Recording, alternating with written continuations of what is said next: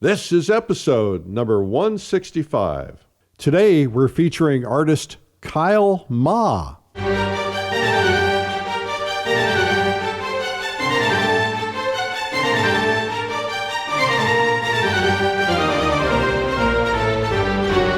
This is the PleinAir Podcast with Eric Rhoads, publisher and founder of PleinAir Magazine.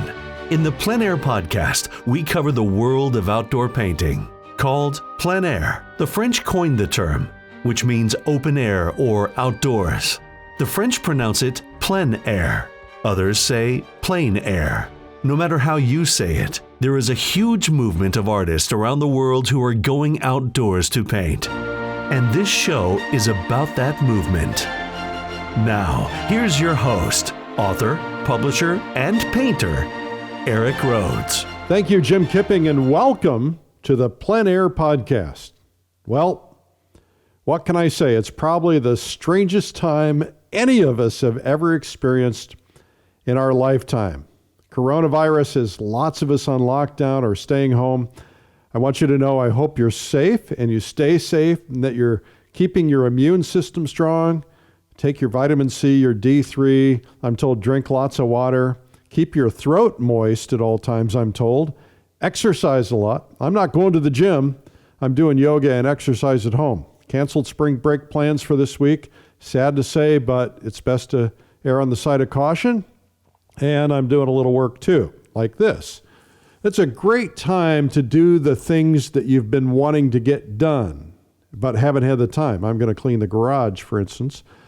And it's a great time to improve your drawing and painting skills, or even learning to paint. Now, I have some free lessons online for those of you who are beginners. It's at paintbynote.com. Think of it like a music note. Think of it like paint by number, but a music note. Paintbynote.com. Check that out. You've got time, maybe. Also, if you're a little bit more further along, I've got tons of videos, art tutorials, and things like that available for you at lilyartvideo.com. That's Lilidol is the company. lilyartvideo.com. Lots of questions about what happens with the PleinAir convention. First, we don't know what's going to happen by May. Lots of people talking about all kinds of scenarios. Things might calm by May, they might not. So we have continued to decide to hold it because it's a ways out yet. But we also have a backup alternative date lined up with the hotel if we have to cancel. In any case, your registration is safe. You will receive a full credit if for some reason with your health or you're not comfortable, you will be able to cancel.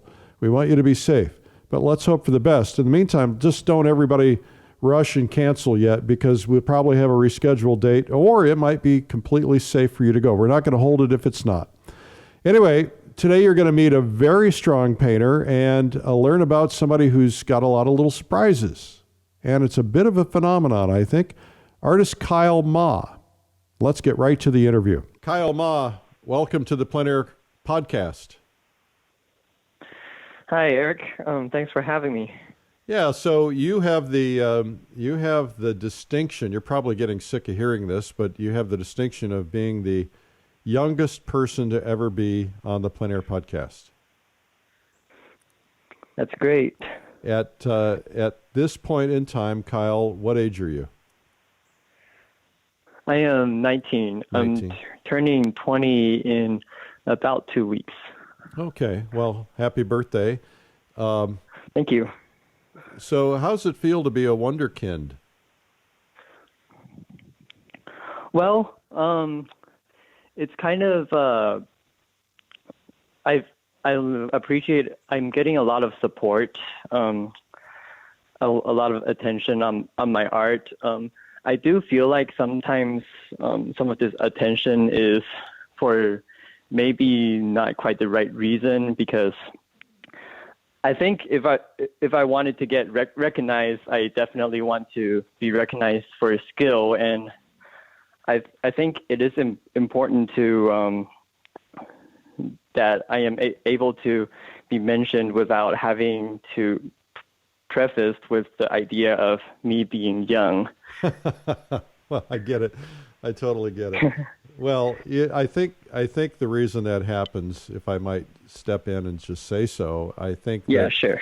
it happens because it's unusual. To have somebody who has reached a level of skill like yours. I mean, your level of skill is tremendous, and even if you were 40 years old, people would be marveling at your level of skill. So because it's unusual, because you're 19, 20 years old, it's a unique thing. So embrace it for what it is, but understand that your skill is there no matter what. Thanks, Eric.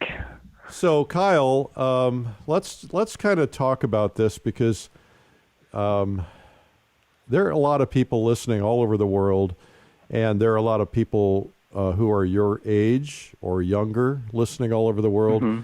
And I think, and quite frankly, for anybody, if somebody wants to learn how to paint, you certainly have shown the world that you know how to do this, that you know how to create a sense of excellence in your paintings, a sense of style and movement and form. And I think that I'm curious about how that all happened.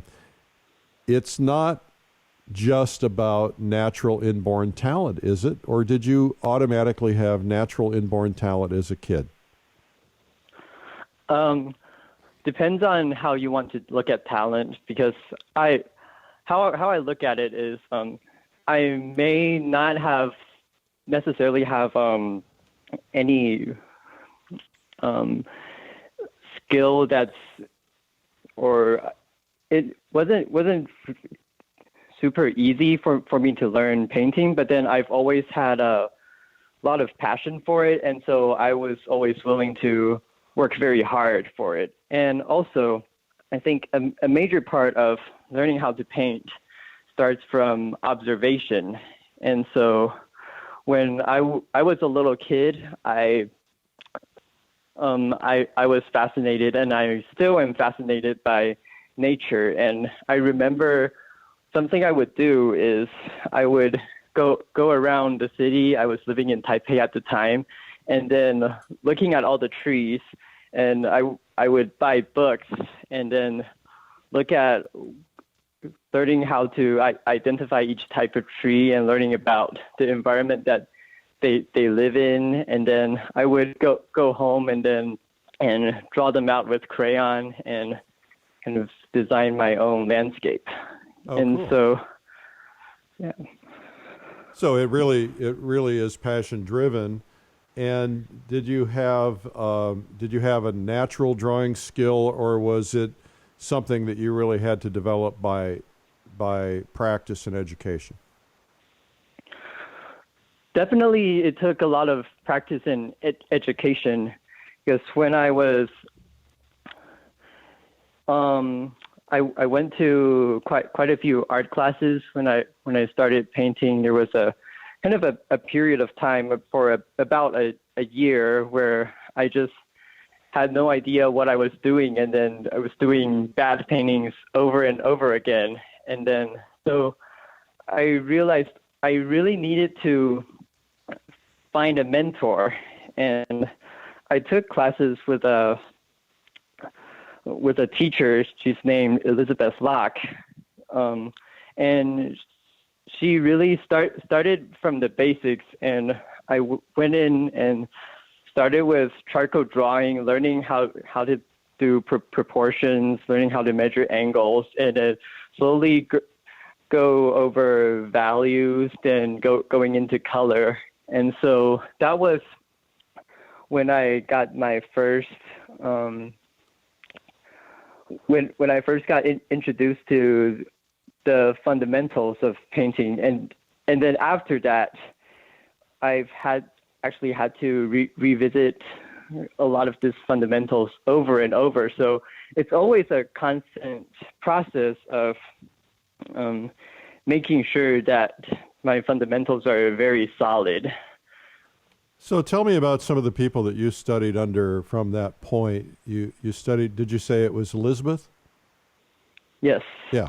So from that point, and where is Elizabeth? Is she, He's in Austin. she's in Austin. I don't okay. believe she teaches anymore. Right.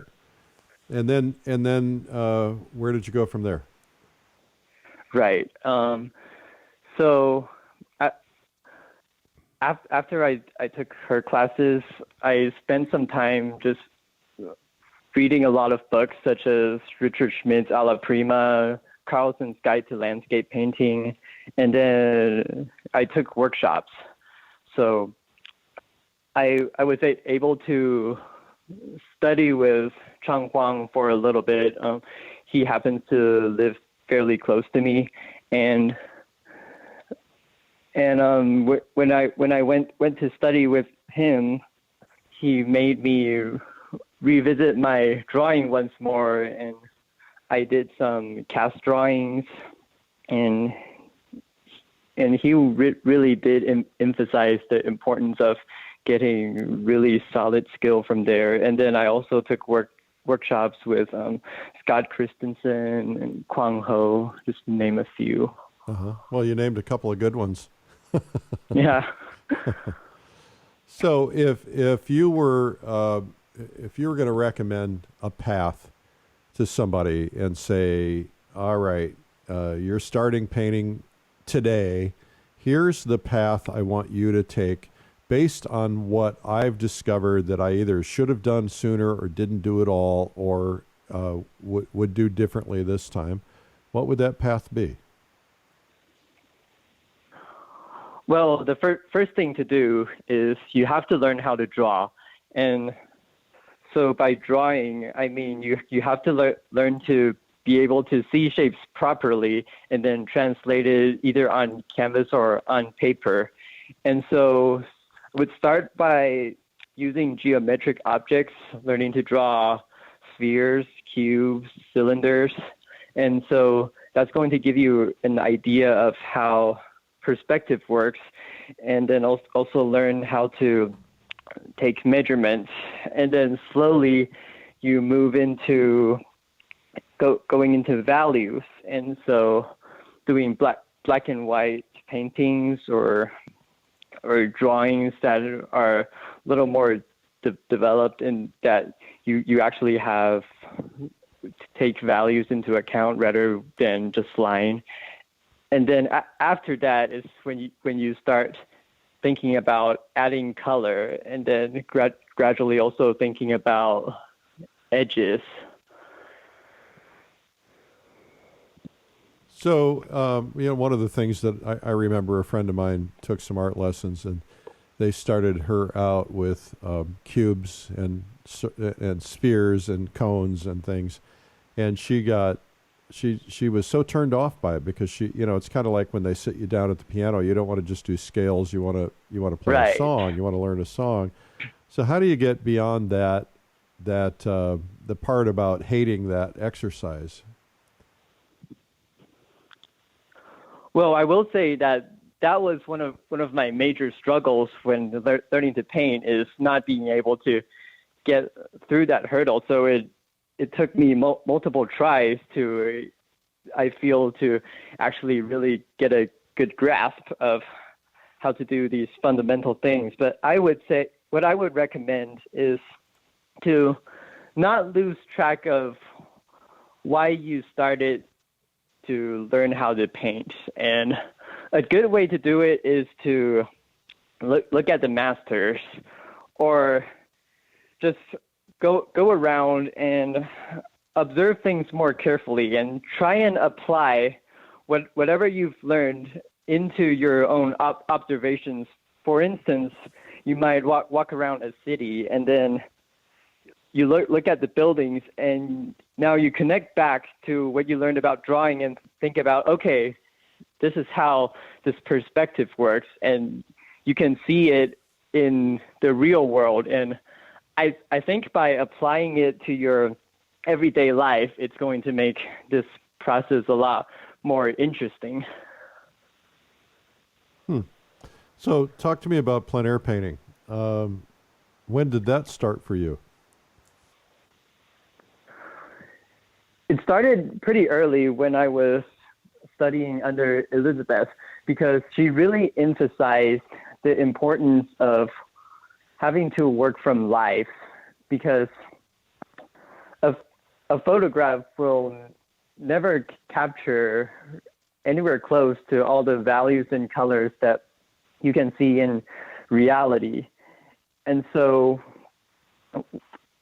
when I did projects at her class, and I would come home and try to practice. And so one time I brought in a couple of landscapes that I did at home, and so she pointed out exactly which ones I did from a photograph and which ones I did from life. And so that's very frustrating, isn't it? Because you think you fooled them. And so that's when I realized, okay, painting, I really need to, if I want to get good at landscape painting, actually go outside and paint. Right. Okay, so so how long have you been plein air painting now? I would say it's been about 7 or 8 years since I've started plein air painting. Well, you also had the distinction of, what was it, I think a couple of years ago, you were on the faculty of the plein air convention, so you were probably, 17 years old, 18 years old? Yeah, that sounds about right. Yeah. You also have done a video with us on painting roses. So that's a lot of accomplishment for your accumulated years. So what's the big plan for you? What do you think you're going to be doing for the next 20? And then after that, do you have a vision for your career? Well, I will mention I am also currently studying geology at UT Austin. And so I think it would be good to find a way to integrate geology and painting going forwards. And a lot of people have asked me, which one are you going to pursue? But going back to what I said earlier about studying the trees, going home and drawing them, I think painting and geology, or a lot of different sciences for that matter, really go hand in hand, because they all are based on observation, and then you have to use that observation to turn them into understanding. So it sounds like that probably you already have that part of it in geology that probably a lot of other students don't have when they go into it, because you've already learned the art of observation. That might be true. And, yeah. And are you finding your studies in geology informing your painting in any way? Is it having an impact on your work, either positive or negative? I think it definitely has a positive impact in my work. And actually, I had, when I was taking one of my math classes that's required for my major, that's Calculus 1, we learned about derivatives. That really made me understand something about drawing, because when you ask a lot of people techniques when it comes to drawing, they say you have to use straight lines to find angles. And I realized that's almost exactly what you do in that part of calculus, where you take the idea of a derivative is you take a curve and then you break it down into these instantaneous slopes in order to describe that curve. And I thought, wow, this is exactly the same thing that you do in drawing. And so that really is comforting, because very complex things, such as when you're drawing a figure and you aren't able to break something down into into some simple geometric shapes like cones, cubes, you still are able to describe the curves with precision. Not easy to do. Right. Takes a bit of practice. You're in school now, and you're carrying probably a full load. How are you finding any time to paint at all? It is very challenging. One of the things I think is very helpful is planning.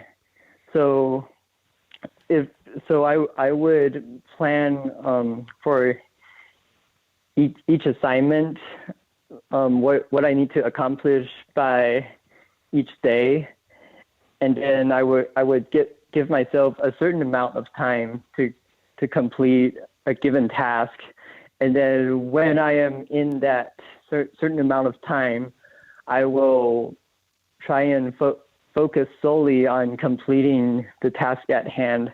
And so afterwards, I am able to free up time for painting. And during the painting time, I do the same thing. I will forget about what I need to get done at school temporarily and just focus on the painting.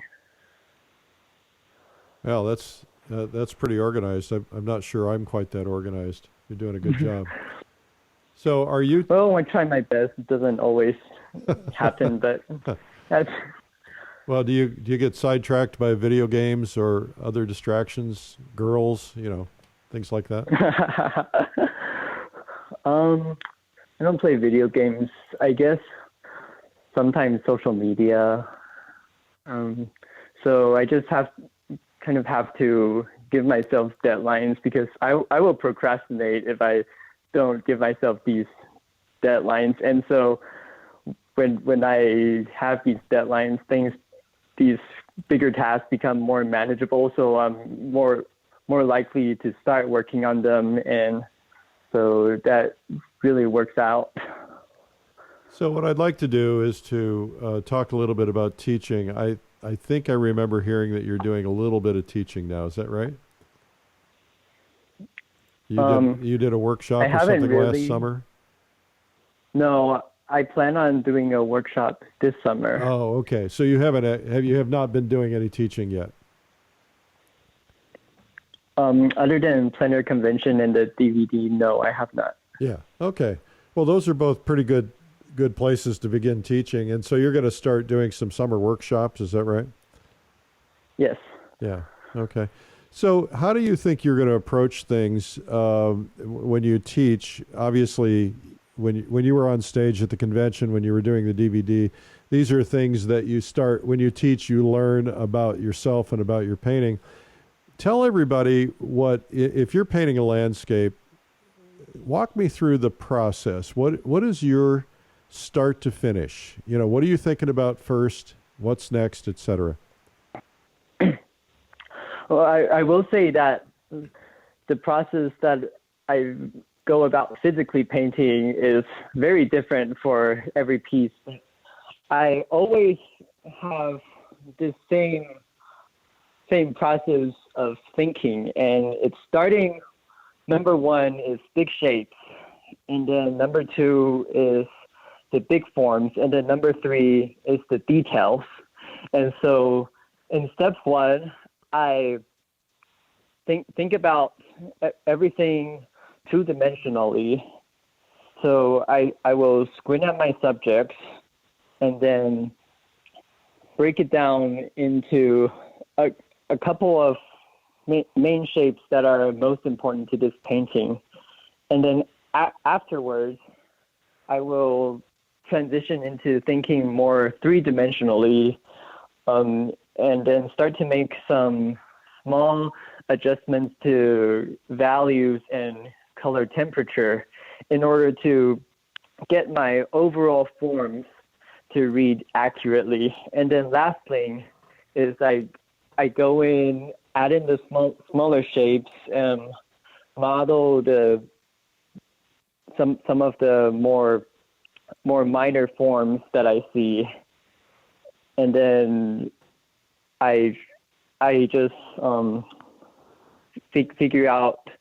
I just take a step back, think about, okay, now what does this painting need? Maybe add more details in certain areas, take away details in certain areas, and then I finish. So when you talk about the difference between a big shape and a big form, can you articulate that for people who might not understand the difference? Yeah, so shapes, that is just thinking about everything only in 2 dimensions. So it doesn't really matter to me whether something is turning towards me, turning away from me, or it's laying flat or it's upright. I just think very abstractly about if I were to translate what I see directly onto my surface, where are things going to lie, and what are their colors? And then when I talk about big forms, that is when it starts to matter how things are turning. And so, for instance, I might start to say, okay, so this mountain, it is figure out the certain way this mountain is turning, and then I would do some smaller adjustments to value, temperature, and edges. And so now everything starts to look 3-dimensional. Does that make sense? Yep. Makes sense to me. Now talk to me about composition, because that's one thing you didn't really talk about. Do you have do you do notes or notans or sketches or thumbnails before you enter into a painting, or are you just starting out on the canvas and hoping it comes out right? I do both. Sometimes I will take a much smaller canvas and figure out where I'm going to place everything in a color study. But usually with composition, I have to just go back to my concept. And so the concept is, why am I painting this certain subject? And concepts, they don't have to be anything symbolic, but it does have to have some visual meaning. For instance, I might say, on this painting, I really want to focus on this mountain range. And then now I have a clear idea of my concept, and I can just translate it over to say, okay, so if I want this mountain to be my focus, I might need to make this mountain a big part of the painting, and other things I see in the landscape, I may need to either take them out or make them less important in this composition. Makes sense. Makes sense to me. Good.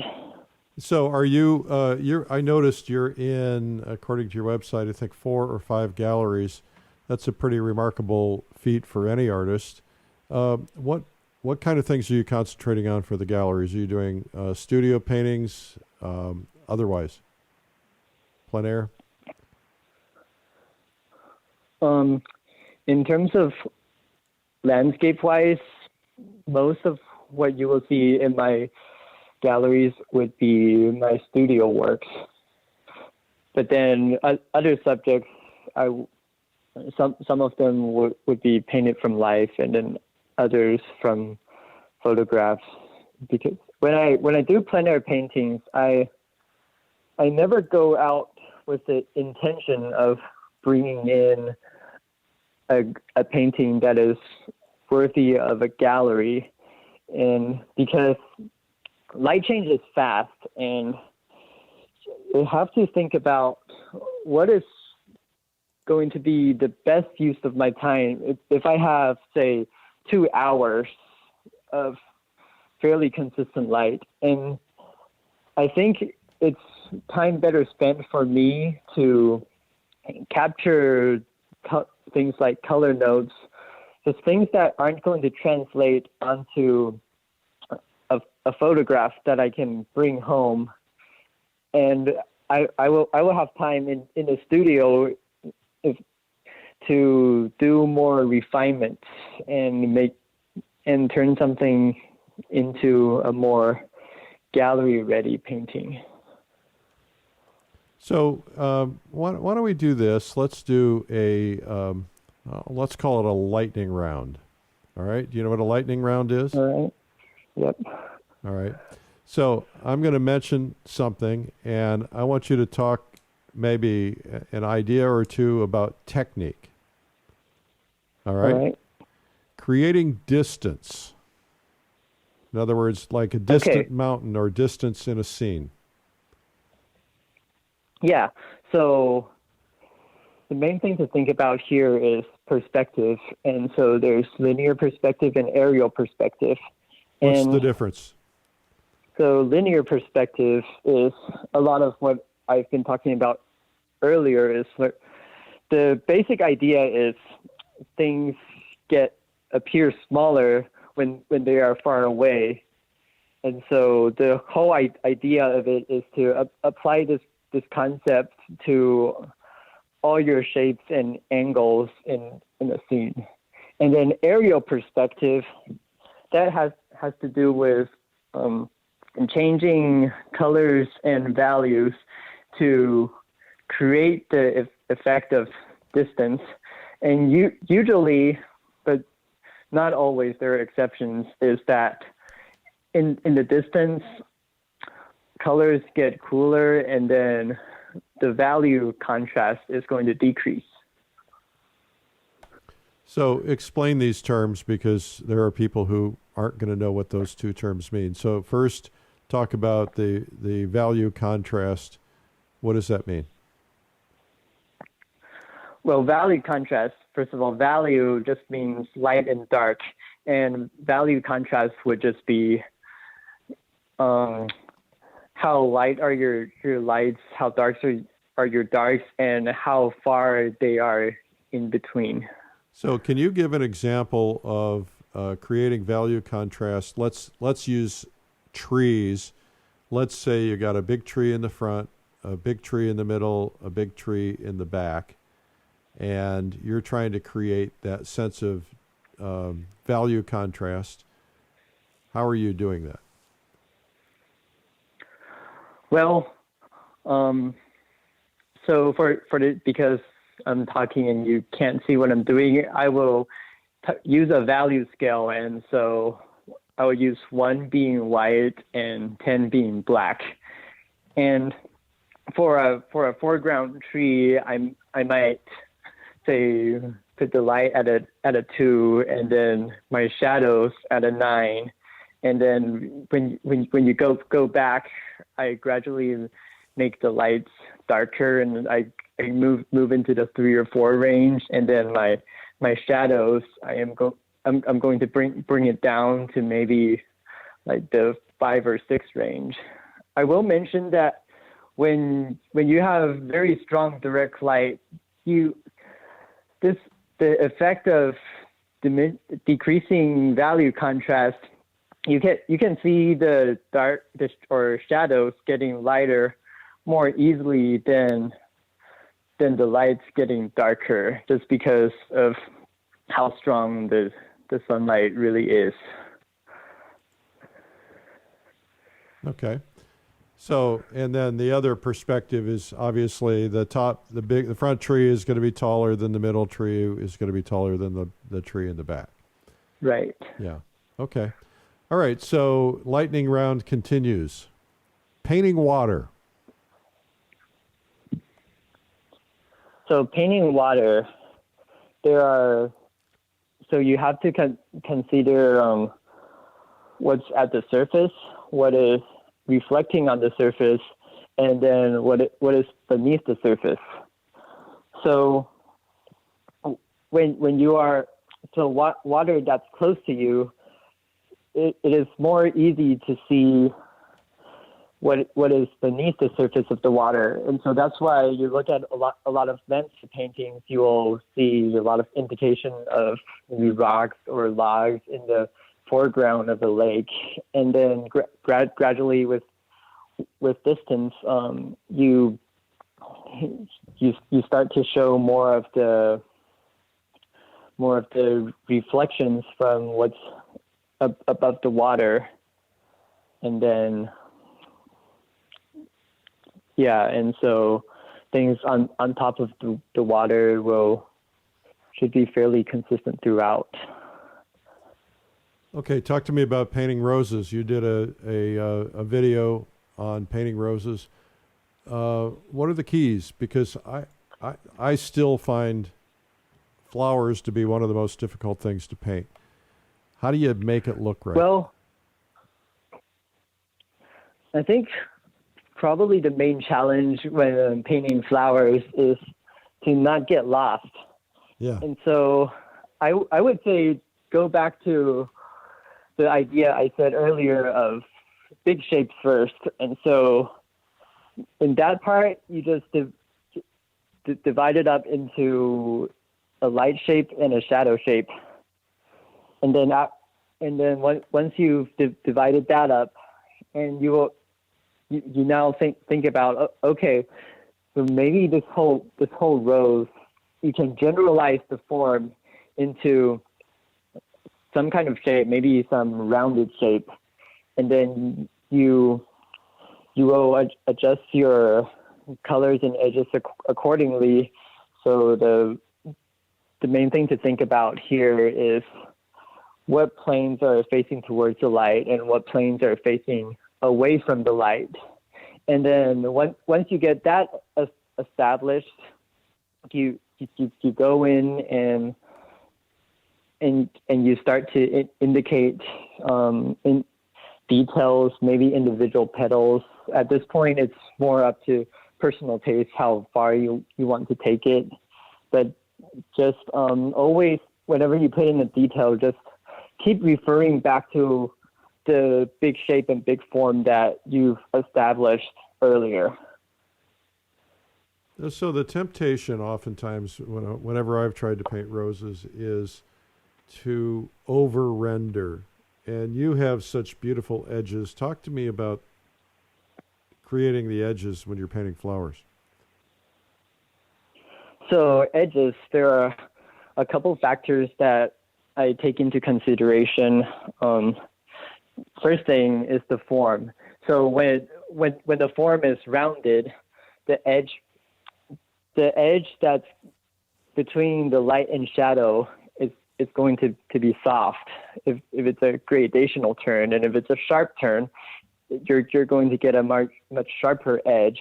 And then the second thing would be the innate quality of the subject that you're painting. And so you can think about what's the texture like for this particular flower, and adjust your edges accordingly. And last thing would be, give me a second.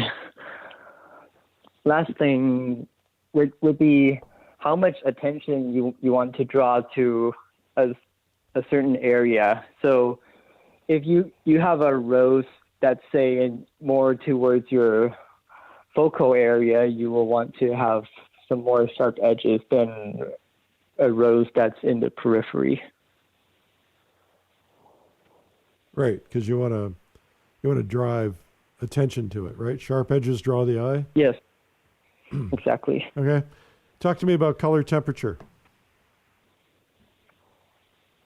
So color temperature, it's this idea of warm versus cool. And so I think there seems to be people who say you shouldn't worry about color temperature, and you should just try and match all your colors accurately and you'll be fine. But to me, that idea seems limiting, because Color.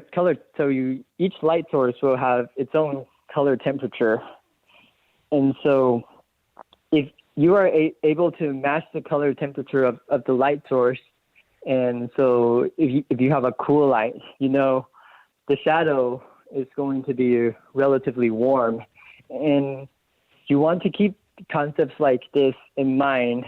So when you're painting, you are actually free to adjust the actual hue of the color that you want, but then still be accurate with this color temperature relationship, and it will still look correct. I think it's one of the hardest things to learn, is to get color temperature right and the ability to use it to turn form. Right. I think a rule of thumb is I try and always use a color temperature shift to turn a form whenever possible, rather than a value shift, because usually a value shift is going to constitute the change into a different shape. And when you put in too many small and unnecessary shapes, the painting becomes broken. And so then if I just keep the color temperature of the light in mind, let's say it's a cool light, and I need to turn the form, I might not even have to change the value. If I just make a portion of what I'm painting slightly warmer, then you can start to see the form turning. So you're keeping this, to explain what you're saying, I just want to make sure for everybody's purpose. Let's say it's a ball, and you're trying to turn the form on that ball. Instead of making it darker from one point to the next, you're using the same value but changing the temperature so it creates a sense of form. Is that right? Yes, that's exactly right. Yeah. Well, that's hard stuff to learn, I think. I always had a struggle with it anyway. So Kyle, if you could only do, this is just a silly question, but if you could only do like one kind of thing the rest of your life as an artist, like what is the one thing that you just love doing more than anything else? Is it landscapes or flowers, or it's probably not a really good question, is it? Well, I'm not really sure how to answer this question, because to me, every subject's the same. It's just, you're just applying these bigger principles of drawing values, color, edges into a different scenario.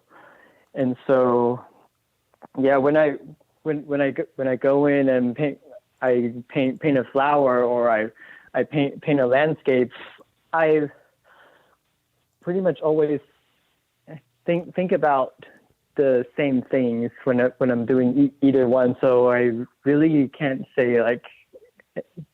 pick any favorites in terms of subject matter wise. Yeah, well, that makes sense. It was kind of a silly question anyway. I can't imagine any of us wanting to get stuck doing one thing. We'd be bored out of our minds. And yeah. I think your approach is right, is that everything boils down to composition, big shapes, values, and so makes sense. So what kind of projects are you working on now other than school? Are you working on any shows or anything? Yeah, I'm working on a show I have in June at Wilcox Gallery. So for that show, I'm trying to be a little more experimental than some of the previous shows I've done. Something that I'm doing is superimposing a color harmony onto a painting. And so I hear this a lot, is like values and colors. It's not about copying nature, because a lot of what you see out there, it's simply impossible to copy onto canvas. But you want to capture the correct relationships. And so I'm just taking that idea and saying, okay, now if I paint a very green painting, but then I keep the relationships that I see accurate, and seeing what that painting is going to look like. That sounds like a challenge. Yeah, because part of the challenge is you have to keep reminding yourself to transpose what you see out there into the color harmony that I want. And so if once you lose track of that, and you paint something that you actually see out there, it's not going to be the right relationship. Right. Makes sense. Well, Kyle, do you have any final thoughts for our listeners? Anything you want to share about painting or about your journey? Yeah, I just want to say I think it's good for artists to put themselves out there, because when I first started out painting, I believed I was doing it alone, and there are no longer any great representational artists out there. But then now I know that this is completely false.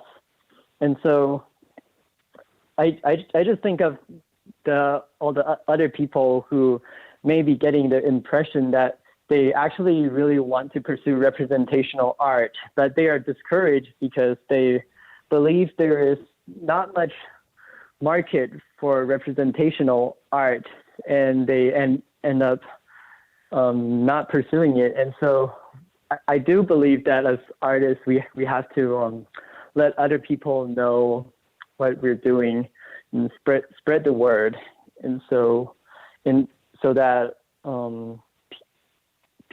other people know that it is something that they can pursue and pursue it seriously. Okay, terrific. Well, Kyle, this has been a pleasure having you on the PleinAir Podcast today. I should mention that I have a Wednesday night paint group, and I bring a model in, and Kyle has been a part of that group when he's not in school, so it's been fun getting to know you on that level. One thing we didn't talk about is painting portraits or figures, but Kyle's also very good at that. And I sat up next to him last time we painted, and he just blew me away. It was you're a very talented, deserving guy. Congratulations. Well, thanks for taking the time to interview me, Eric. I really enjoyed talking to you. Well, it's been great having you on the PleinAir Podcast, Kyle. It's been great talking too. Thanks again to Kyle Ma. Are you ready for some marketing ideas? This is the Marketing Minute with Eric Rhoads, author of the #1 Amazon bestseller, Make More Money Selling Your Art, Proven Techniques to Turn Your Passion into Profit. In the Marketing Minute, I try to answer art marketing questions from you. Email your questions to me, eric@artmarketing.com. This question comes from Bill, who says, what's the best way to stay out of debt as an artist? Are there costs I can avoid or ways to save money? Well, Bill, I'm not sure this is a marketing question. It's a business question, but I teach that too. I'll try to help you a little bit, but not knowing your exact circumstances, it's a little hard. I highly recommend reading books by Dave Ramsey. He's a radio talk show host. He has a great radio show. He's down on debt, down on credit cards. Cut up your credit cards, lock them up for emergencies, pay off your debt before spending, and create an emergency fund. Bottom line, I've watched a lot of people change their lives through his thinking, because he's basically saying, look, don't buy things on credit if you can't afford them. There's just no need. I mean, about the only thing to buy on credit is ideally your house. He's saying don't even buy a car on credit. He's saying go out there, buy a junker, get through it until you have the money. It's hard enough to run a small business, and running as an artist is a small business. And getting into debt just makes it harder because now you're paying interest. You just never get caught up, high rates of interest. There are a lot of things that you might be telling yourself you need, but you probably don't really need a lot of those things. Now, I went through this as a young man, and I got into horrible debt, and it took me years to get out of that debt. I also got into IRS debt, and up to the course of a huge amount of money, $250,000, and I spent 10 years paying that off. I had to do without everything for 10 years and take that extra money every year to pay it off, but I got it paid off. So, you don't need a new car. You might need a car, but it doesn't have to be a new one. I've drove the same car for 17 years until 2 weeks ago when I bought a new car. And I didn't even buy a new one. I bought a used one because I wanted to find the best deal, and I didn't want to have the car lose value off the showroom floor. So it's important to just kind of study this stuff. I used to have a lot of debt. It weighed me down. It killed my credit. It cost me money.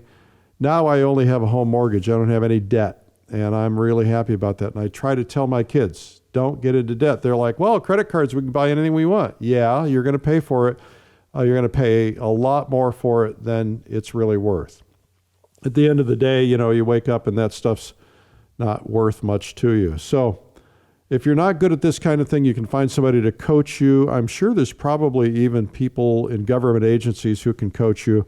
You don't need to hire somebody to do that. You can find a friend or somebody who knows it really well and just coach you through it. That's the best I've got right now.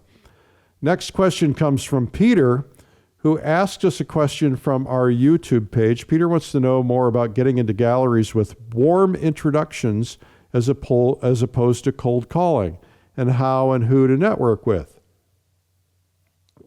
Peter, it's a good question. It's exactly the right question. Galleries get too many cold calls, unexpected calls, and it's annoying. The last thing they want is you dropping in or sending emails or sending them stuff. They get thousands of those. That's annoying to them. Yet every gallery I know is always asking me, are you seeing any hot artists? Who's selling? What are you hearing about any artist? Is there somebody out there fresh and new? So they always have their eyes open. And remember, their goal is to sell art. That's their only goal. Now they want to keep it to their level of quality.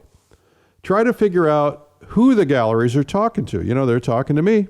They're talking to editors. They're talking to people like me, publishers. They also talk to the artists on their roster, and they talk to other galleries.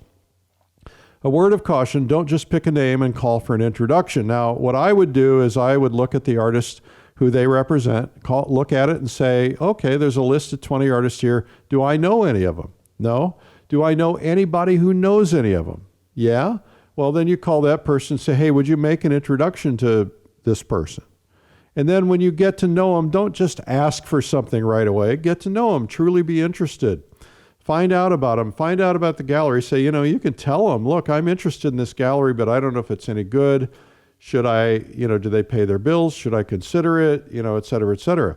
If they offer to make an introduction, that's great, but don't ask for it yet. It's too soon. And they might look you up and they want to know your work first, and they're not going to offer to tell them about you until they think your work. But another thing you can do is you can just simply say, hey, would you be willing to critique my work? And if they see your work, they look at it, they might say, hey, you're pretty good. I might recommend you. Or they might not even say that, but they might do it on their own. I always talk about the $100 bill thing, and that is you meet somebody at a party, you call them the next day and you say, hey, by the way, I need $100. Would you be willing to loan me $100? Well, they're going to say no. But if you get to know them, you take them to lunch, over time they trust you. And then, a few months later, a year or two later or something, if you actually needed some money, you could probably call and say, hey, I'm in a jam. Could you spot me $100 for 24 hours? They'd probably do it. There's a dating process. Well, the same is true with everybody you meet. So that's true for galleries and others as well. So ask yourself also, what do galleries want? So many artists approach galleries. I was with a gallery in New York. He said, I can't believe how many artists don't do their homework. They send me random packages of their artwork, but they don't even see the kind of artwork we carry. We don't carry this kind of artwork. He was a classical, kind of a classical realist gallery, and people are sending him abstract work. He's just wasting his time. So show that you care by doing your homework. And remember, they want somebody who's going to sell. They want somebody who's proven to sell. Can you prove that to them? Every wall space is valuable, and they need it to perform and sell, just like end aisle caps at grocery stores. It has to perform. How can you prove that you're going to sell? How can you let others know why your art is selling so they suggest you? What are you doing different? What are you doing new? Think about the things they're going to ask you. Anyway, I hope that's helpful. Well, that's today's Marketing Minute. This has been the Marketing Minute with Eric Rhoads. You can learn more at artmarketing.com. If you've not seen my blog where I talk about life and art and other things, check it out. It's called Sunday Coffee, and you can find it at coffeewitheric.com, and you can subscribe free. It comes every week. It's always fun to do this. We'll do it again sometime like next week, God willing. In the meantime, we'll see you then. But stay strong. Keep your hands washed. Don't touch those doorknobs. And remember, all of this will pass. We will get through it. It's not going to be pretty, but we will get through it. I'm Eric Rhoads, publisher and founder of PleinAir Magazine. Remember, it's a big, beautiful world out there, and you need to go paint it. And if you have time, study, paint, learn, grow. Use this opportunity to take advantage of some things you've wanted to do. Take care of yourself. Bye-bye. This has been the PleinAir Podcast with PleinAir Magazine's Eric Rhoads. You can help spread the word about plein air painting by sharing this podcast with your friends. And you can leave a review or subscribe on iTunes so it comes to you every week. And you can even reach Eric by email, eric@pleinairmagazine.com. Be sure to pick up our free ebook, 240 plein air painting tips by some of America's top painters. It's free at pleinairtips.com. Tune in next week for more great interviews. Thanks for listening.